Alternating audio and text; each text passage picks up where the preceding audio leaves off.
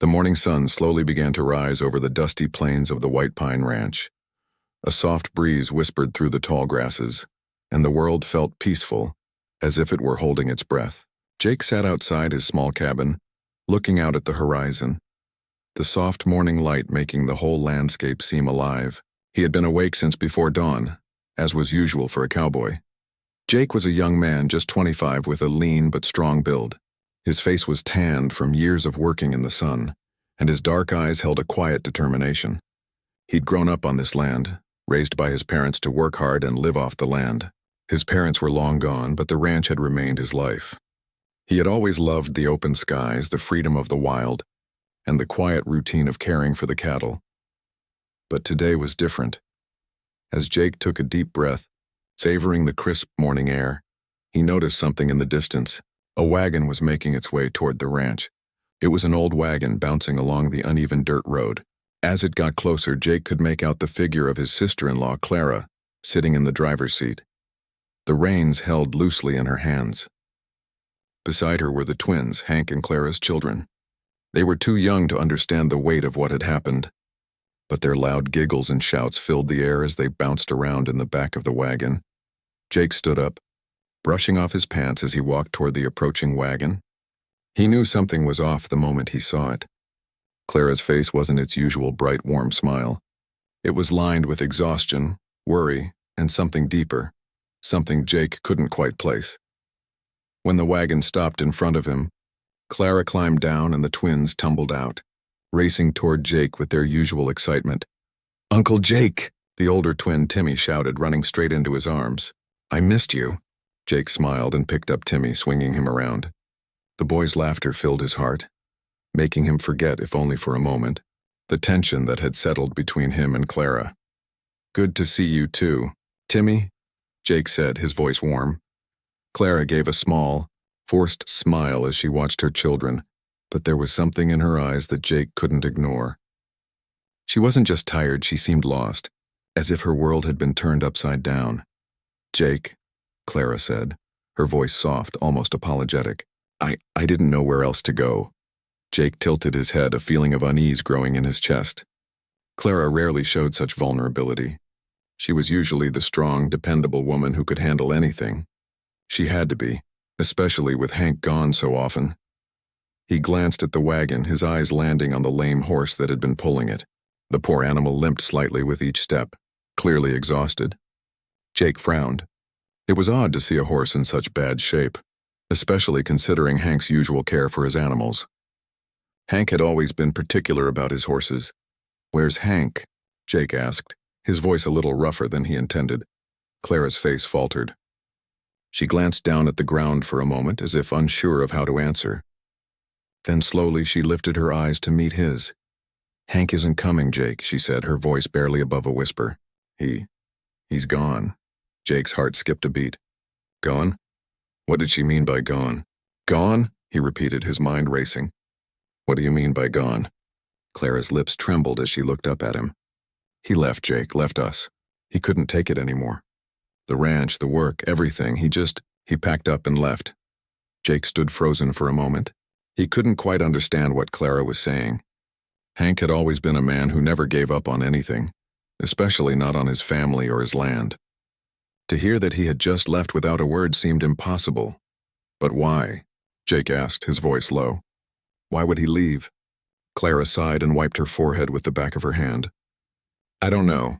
He said he needed to find something else, that this life wasn't enough for him anymore. But I don't understand it, Jake. He didn't even say goodbye. He left me here with the twins with nothing." Jake felt a sharp pang of sympathy for his sister-in-law. He knew Hank, and he had always respected him. He had never imagined Hank would walk away from his family like this. But as he looked at Clara's tired face, the reality of the situation hit him harder than a runaway cattle stampede. He glanced at the horse again. It had clearly been through a lot, just like Clara and the kids. Hank's animals were always in top condition, so this poor horse's state made no sense. "I'll take care of the horse," Jake said, trying to sound reassuring. "But you're going to have to tell me more. I can't believe Hank would just leave like this without a word." Clara nodded, looking down at her children as they played in the yard.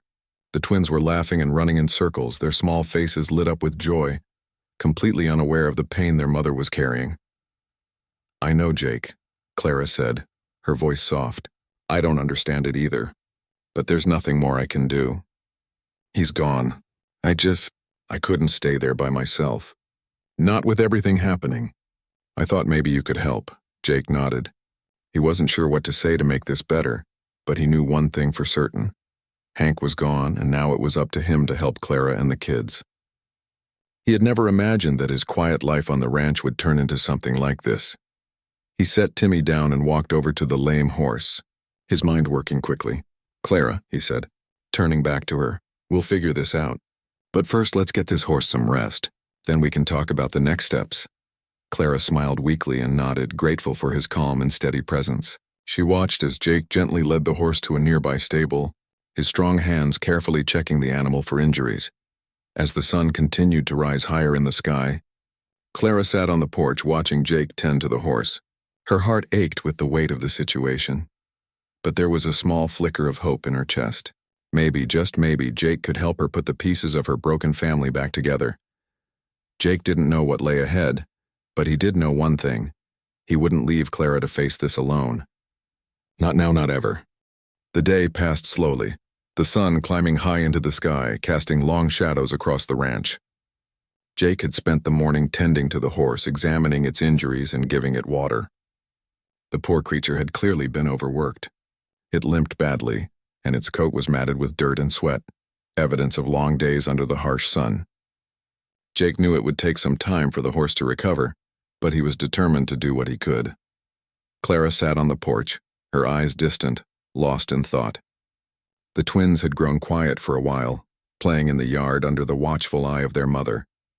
Jake could see the pain in her face, the worry and the frustration that had taken root ever since Hank had left. Jake finished with the horse and walked over to the porch, wiping his hands on his pants. He took a seat next to Clara, his eyes following the children as they ran in circles, laughing and shouting, oblivious to the tension in the air.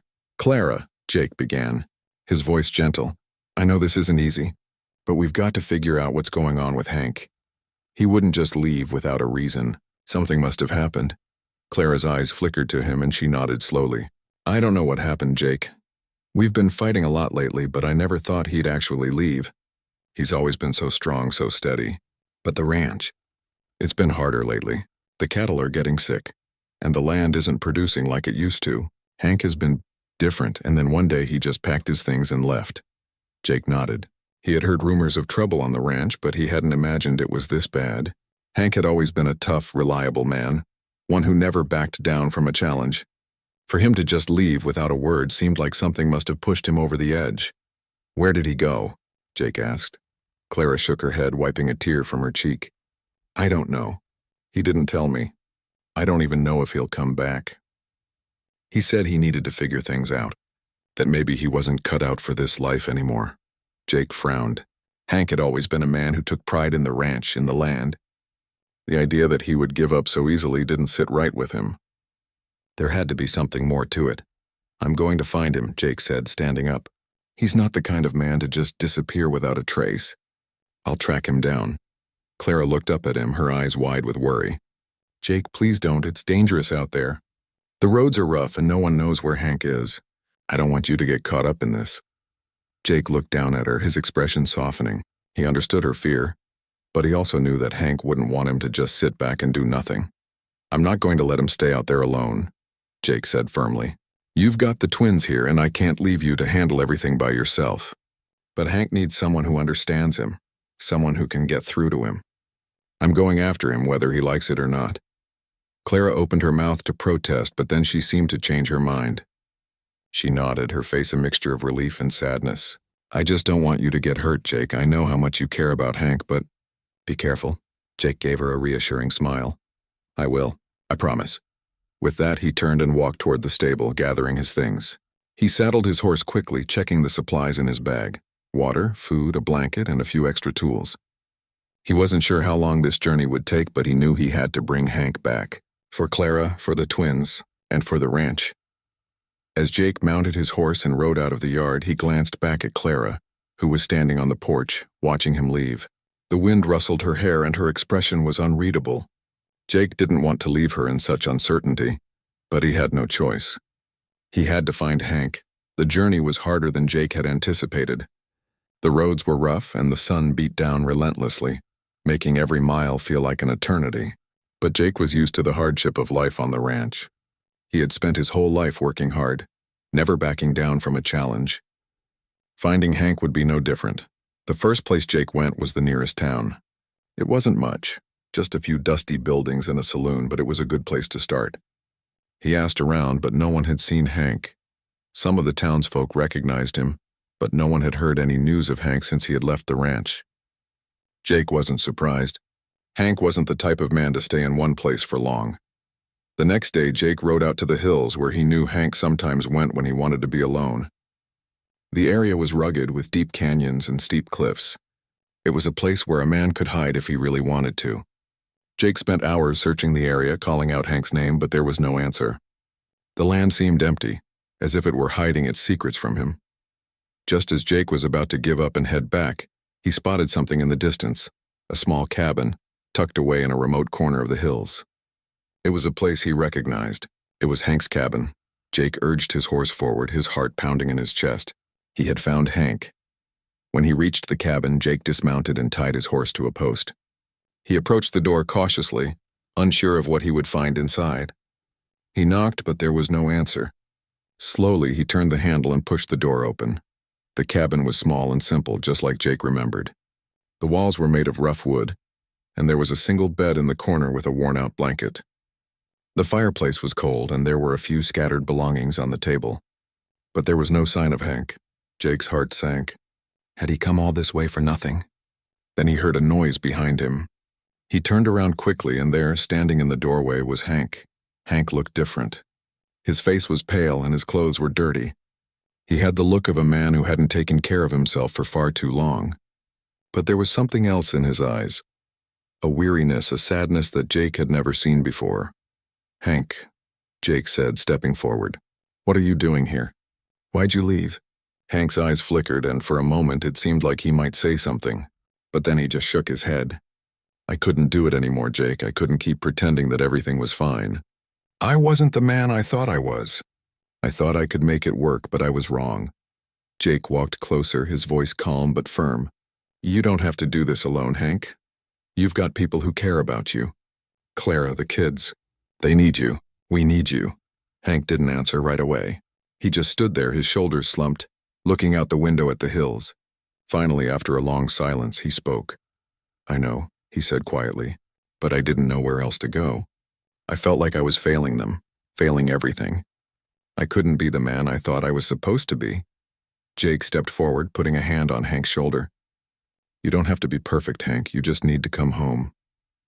For the first time in a long while, Hank looked up, meeting Jake's eyes. There was a flicker of hope there, something he hadn't allowed himself to feel in a long time. "I don't know if I can fix everything," Hank said, his voice breaking slightly. "You don't have to fix it all at once," Jake replied. "But you've got a family that loves you, and we'll figure this out together." Jake and Hank stood there for a long time, just looking at each other before Hank finally nodded.